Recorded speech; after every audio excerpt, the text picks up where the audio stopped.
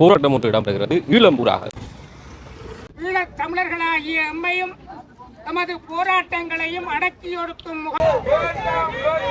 47 ஆண்டுகள் நடைமுறையில் இருக்கின்ற பயங்கரவாத தடை சட்டத்தை காலங்காலமாக எங்களை அடக்கியாள ஸ்ரீலங்கா அரசுகள் விடுதலைக்காக போராடிய ஒரு இனத்தை ஒடுக்குவதற்காக ஆட்சிக்கு முன்பாக சொல்லக்கூடிய விஷயம் தான் இந்த தடை சட்டம் நீக்கப்படும்.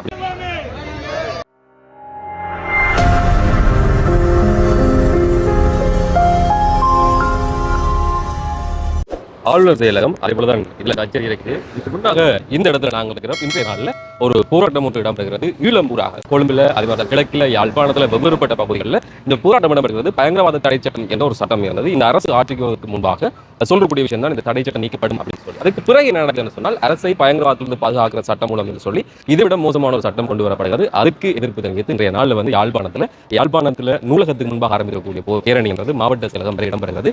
இப்போது அது இங்கே வந்திருக்கு. இதுக்கு முதல் என்னென்ன நடந்திருக்கு அப்படின்றத வந்து இந்த காணொலியில் பார்க்கலாம். ஃபேஸ்புக்கில் பார்க்குறீங்கன்னு சொன்னால் ஃபாலோ செய்து பாருங்க, யூடியூப்ல பார்க்குறீங்கன்னு சொன்னால் சேனலை சப்ஸ்கிரைப் செய்து பாருங்க. பயங்கரவாதத்திலிருந்து அரசை பாதுகாக்கும் சட்ட வரைவுக்கு எதிராக மக்களுடைய கருத்தை திரட்டி நீதி அமைச்சுக்கு அனுப்புகிற நடவடிக்கைகள் யாழ்ப்பாணத்திலும் தமிழர் தாயகத்திலும் கிழக்கிலும் பல்வேறுபட்ட பகுதிகளிலே கடந்த ஒரு வாரமாக முன்னெடுக்கப்பட்டு வந்தது. பல்வேறுபட்ட இடங்களிலே பொது அமைப்புகள், பல்கலைக்கழக மாணவர்கள், சிவில் சமூகங்களுடைய பங்கேற்போடு குறித்த நடவடிக்கை முன்னெடுக்கப்பட்டது. நடைமுறையில் இருக்கக்கூடிய இந்த பயங்கரவாத தடை சட்டம் அது நீக்கப்பட வேண்டும். அதே மாதிரி தான் பயங்கரவாதத்திலிருந்து அரசை பாதுகாக்கும் சட்ட வரைவு தேவையில்லை. இவற்றை வலியுறுத்தித்தான் இந்த கோரிக்கைக்கு வலு சேர்க்கும் வகையிலே மக்களுடைய கருத்தை திரட்டி நீதி அமைச்சுக்கு அனுப்புகிற நடவடிக்கையின் ஒரு அங்கமாக இது முன்னெடுக்கப்பட்டது. இதனுடைய தொடர்ச்சியாக இன்றைய நாளிலே வடக்கை பொறுத்தவரை யாழ்ப்பாணத்திலும் கிழக்கை பொறுத்தவரை மட்டக்களப்பிலும் கொழும்பிலும் இது இடம்பெறுகிறது. இதற்கு எதிராக பாரிய போராட்டங்கள் வெடித்திடக்கூடிய நிலையிலே யாழ்ப்பாணத்திலே பயங்கரவாதத்திலிருந்து அரசாங்கத்தை பாதுகாக்கும் சட்டத்துக்கு எதிராக மாபெரும் கண்டன போராட்டம் ஒன்று முன்னெடுக்கப்பட்டிருக்கிறது. பயங்கரவாத தடை சட்டத்தை நீக்கிவிட்டு அதுக்கு பதிலாக பயங்கரவாதத்திலிருந்து அரசாங்கத்தை பாதுகாக்கிற சட்டத்தை இந்த அரசு கொண்டு வருவதற்கு முயற்சிக்கிற நிலையிலே அந்த சட்டம் மிக மோசமானது, பழசும் வேண்டாம் புதுசும் வேண்டாம் என்று தெரிவித்து இந்த போராட்டம் முன்னெடுக்கப்பட்டது. யாழ்ப்பாணத்தில் நூலகத்துக்கு முன்பாக ஆரம்பமாக இருக்கக்கூடிய இந்த போராட்டம் A9 வீதி வழியாக சென்று வடக்கு மாகாண ஆளுநர் அலுவலகத்திலே அங்கு போராட்டம் இடம்பெற்று நிறைவடைந்தது. போராட்டத்தில் ஈடுபட்டிருக்கக்கூடிய மக்கள் புதுசும் வேண்டாம் பழசும் வேண்டாம், வடக்கும் கிழக்கும் தமிழர் தாயகம், காணாமல் ஆக்கப்பட்டோர் உறவுகளுக்கு நீதி வேண்டும், இனப்படுகொலை இராணுவமே வெளியேறு, இவ்வாறு பல்வேறுபட்ட கோஷங்களை முன்னெழுப்பினார்கள். இந்த போராட்டத்திலே தவத்திரு வேலன் சுவாமிகள், மத குருமார்கள், சமூக மட்ட சிவில் அமைப்புகள், அரசியல் பிரமுகர்கள், யாழ் பல்கலைக்கழக மாணவர்கள், காணாமல் ஆக்கப்பட்ட உறவுகள், இளைஞர்கள், ஜோதிகள், அதே மாதிரி தன் பாராளுமன்ற உறுப்பினர் விஞ்ஞானம் ஸ்ரீதரன் உள்ளிட்ட பல்வேறுபட்டவர்கள் பங்கு பெற்றினார்கள். A9 நெடுஞ்சாலை வழியாக இந்த போராட்டம் ஆளுநர் செயலகத்தை வந்தடைந்தது. வழிநெடுகிலும் மிக அதிகளவிலான காவல்துறையினர், புலனாய்வாளர்கள் இந்த பணிகளுக்காக அல்லது அச்சுறுத்துகிற விதத்தில் நிறைய பேர் ஈடுபட்டிருந்தார்கள். புகைப்படம் வளமை போன்ற எல்லா போராட்டங்களும் எடுக்கப்பட்டதை போன்று இந்த போராட்டத்திலும் எடுக்கப்பட்டிருந்தது. அதைவிட மிக அதிகளவிலான காவல்துறையினர் பணிகளிலே ஈடுபடுத்தப்பட்டிருந்தார்கள்.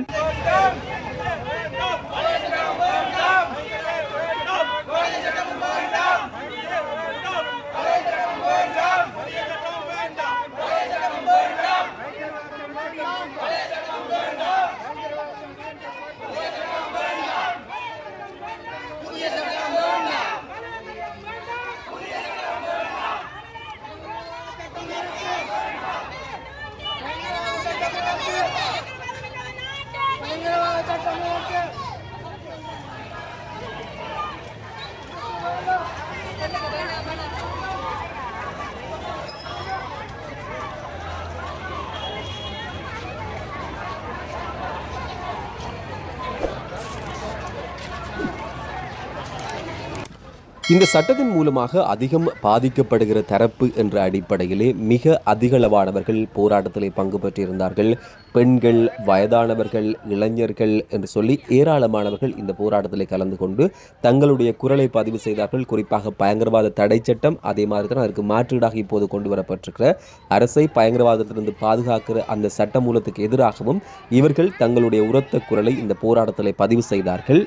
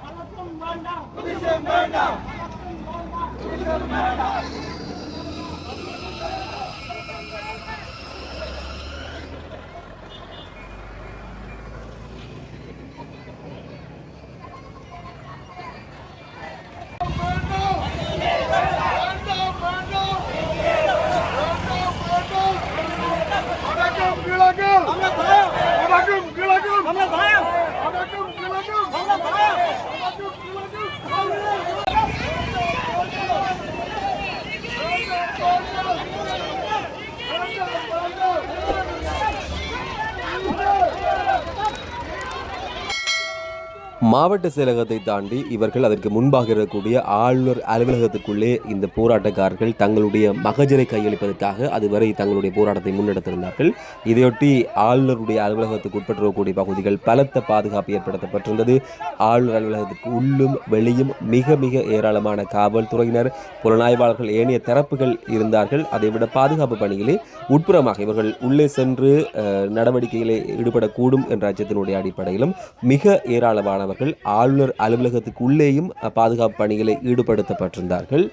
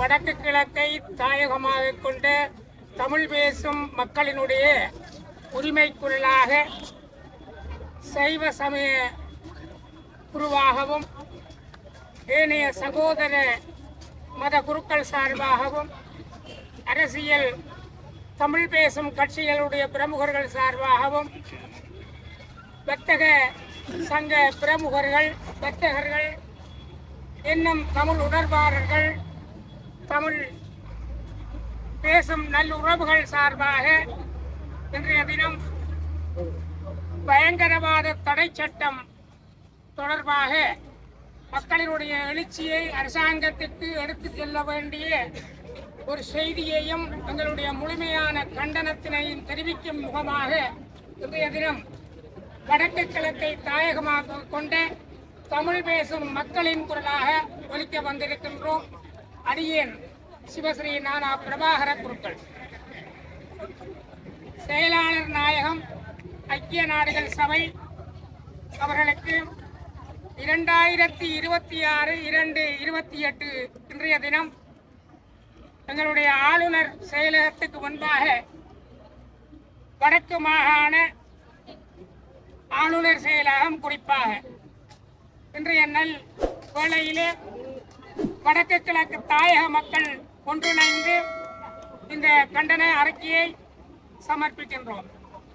பயங்கரவாத தடை சட்டம் PTA மற்றும் பயங்கரவாதத்தில் இருந்து அரசை பாதுகாக்கின்ற சட்டம் PSTA என்பவற்றுக்கு எதிரான கண்டன போராட்ட அறிக்கை 28/2/2026 இன்றைய தினம்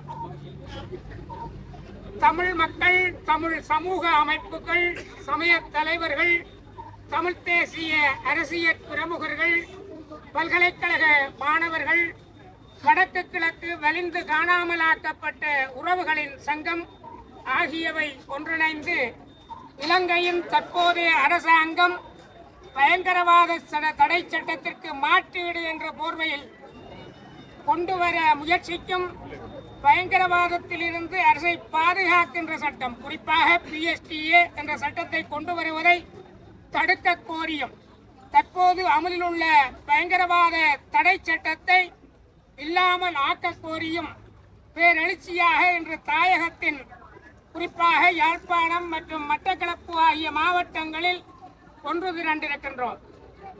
தாயகம், தேசியம், தன்னாட்சி, சுய நிர்ணய உரிமைக்கு உரித்துடைய ஈழத் தமிழர்களாகிய எம்மையும் நமது போராட்டங்களையும் அடக்கியொடுக்கும் முகமாக இலங்கையின் அரசாங்கங்கள் புதிய புதிய உத்திகளையும் சட்ட வரைவுகளையும் காலகாலமாக கட்டமைத்து வருகின்றன.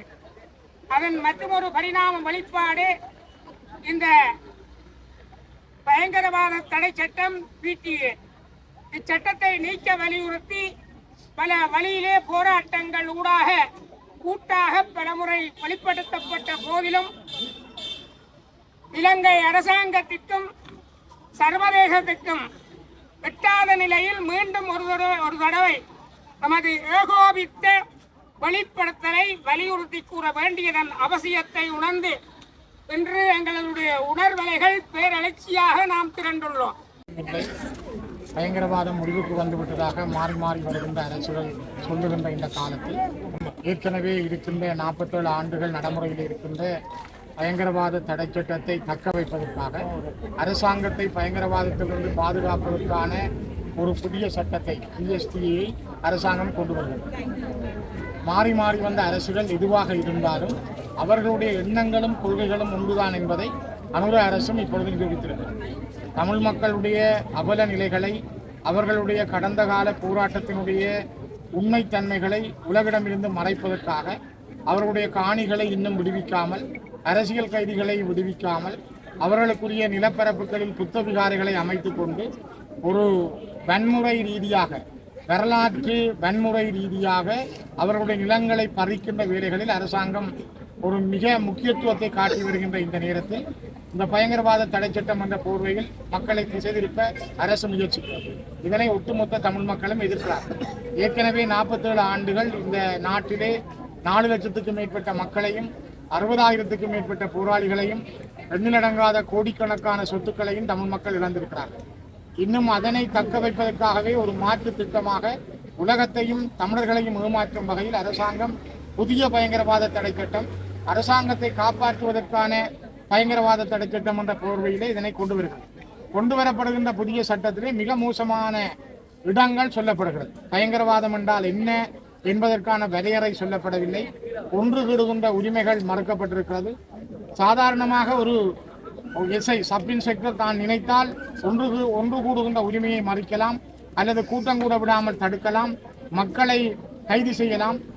இவ்வளவு காலமும் இருந்த ஒருவரை கைது செய்தால் ஜனாதிபதி தான் கையொப்பமிட்டு அவரை டிடென்ஷன் ஆர்டரில் வைத்திருக்க வேண்டும் என்றால் இப்பொழுது அதனை போலீஸ்காரரை வைத்திருக்கலாம் என்பது புதிய சட்டத்தின் மூலம் கொண்டு வர முனைகிறார்கள். ஆகவே இந்த கொண்டு வரப்பட இருக்கிற புதிய சட்டம் என்பது இருந்ததை விட மிக மோசமானது. ஆகவே எங்களுடைய மக்கள் உணர்வார்கள், இதை விட அது பரவாயில்லையே என்று சொல்லக்கூடிய அளவிற்கு அதனை தக்க வைப்பதற்கான ஒரு முயற்சியை இந்த அரசு மேற்கொள்கிறது. இதனை சரியாக புரிந்து கொண்ட வகையில் இந்த நாட்டிலே சிவில் சட்டங்கள் இருக்கின்றன. பாராளுமன்றத்தினூடாக இயற்றப்பட்ட சட்டங்கள் உண்டு, அரசை இயக்குவதற்கான சட்டங்கள் உண்டு. அது இருக்கக்கூடியதாக இடையிலே கொண்டு வரப்பட்ட பயங்கரவாத தடை சட்டம் அல்லது இப்பொழுது கொண்டு வர முயற்சிக்கிற சட்டம் இந்த நாட்டுக்கு தேவையில்லை. இது மிக மோசமானது. இதனை சர்வதேச சமூகம் மிக நெருக்கடி கொடுத்து இதன் இரண்டையும் நீக்க வேண்டும், இரண்டையும் வரவிடாமல் தடுக்க வேண்டும் என்பதைத்தான் ஒட்டுமொத்த தமிழ் மக்களும் விரும்புகிறார்கள், கேட்கிறார்கள்.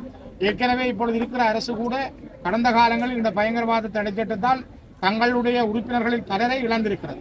அப்படி இருந்தும் கூட தங்களுடைய அந்த சிங்கள பேரினவாதம் என்ற சிந்தனைக்குள் இருந்து அவர்களால் வெளியிலே வர முடியாமல் அந்த சிங்கள பெருந்தேசியவாதத்திலிருந்து தங்களை காப்பாற்றிக் கொள்ள அல்லது சிங்கள பௌத்த பிக்குகளை குடிமைப்படுத்த மீண்டும் மீண்டும் தமிழர்கள் மீதான வன்முறைகளை, வரலாற்று வன்முறைகளை அவர்கள் முன்னோக்கி நகர்த்துகின்ற முயற்சியாகவே இதனை நாங்கள் பார்க்கிறோம். ஆகவே இதற்கான இன்று மக்கள் தங்களுடைய கருத்துக்களை முன்வைக்கின்ற இறுதி நாள். இந்த பிப்ரவரி 28க்கு உள்ளே இதனை முன்வைத்திருக்கிறார்கள். பல அமைப்புகளும் தங்களுடைய கருத்துக்களை முன்வைத்திருக்கின்றன. வடக்கு கிழக்கிலே மக்கள் கையெழுத்துக்கள் மூலமாக இது வேண்டாம் என்பதை சொல்லியிருக்கிறார்கள். ஆகவே அரசு உணர்ந்து இதனை உடனடியாக இரண்டையும் நீக்க வேண்டும். சர்வதேச சமூகம் அதற்கான ஒரு அழுத்தத்தை பிரயோகிக்க வேண்டும். அதற்கான இந்த போராட்டம் இன்னும் தொடரும் என்பதையே இன்றைய நாள் அரசுக்கு உணர்த்தியிருக்கிறது. 28/2/2026 பயங்கரவாத தடை சட்டத்தை நீக்க கோரியும் அரசை பயங்கரவாதத்திலிருந்து பாதுகாக்கும் புதிய சட்டம் எதுவும் வேண்டாம், எந்தவித பயங்கரவாத சட்டமுமே எங்களுக்கு வேண்டாம் என்ற அடிப்படையிலே வடக்கு கிழக்கு தழுவிய அளவிலே பலவிதமான போராட்டங்கள், முன்னெடுக்கப்பட்டு கொண்டிருக்கின்றன. அந்த விதத்திலே வடக்கு கிழக்கு குடிசார் சமூகங்களாக வடக்கு கிழக்கு தமிழ் மக்கள் சார்ந்து கையெழுத்துக்களை சேகரிக்கின்ற போராட்டத்தை நாங்கள் முன்னெடுத்திருக்கக்கூடிய அதே நேரத்திலே இன்றைய தினம் நமது தாயக உறவுகள் அதற்கு வலுச்சேர்க்கும் முகமாக ஒரு மக்கள் எழுச்சி போராட்டத்தை இன்றைய அந்த 28ஆம் தேதி கால எல்லை நிறைவு நாளிலே எங்களுடைய வடக்கிலே யாழ்ப்பாணத்திலும் கிழக்கிலே மட்டக்களப்பிலும் முன்னெடுத்திருக்கிறார்கள். அந்த விதத்திலே காலங்காலமாக எங்களை அடக்கியாள ஸ்ரீலங்கா அரசுகள் யார் ஆட்சிக்கு வந்தாலும் பயன்படுத்திய இந்த சட்டங்கள் எல்லாம் முற்றுமுழுதாக நீக்கப்பட வேண்டும். அவையெல்லாம் நீக்கப்பட்டு எங்களுக்கான ஒரு சுமூகமான நல்லிணக்கமான சூழல் ஏற்படுத்தப்பட்டால் மட்டும்தான் அரசியல் தீர்வை பற்றி நாங்கள் கதைக்க முடியும்.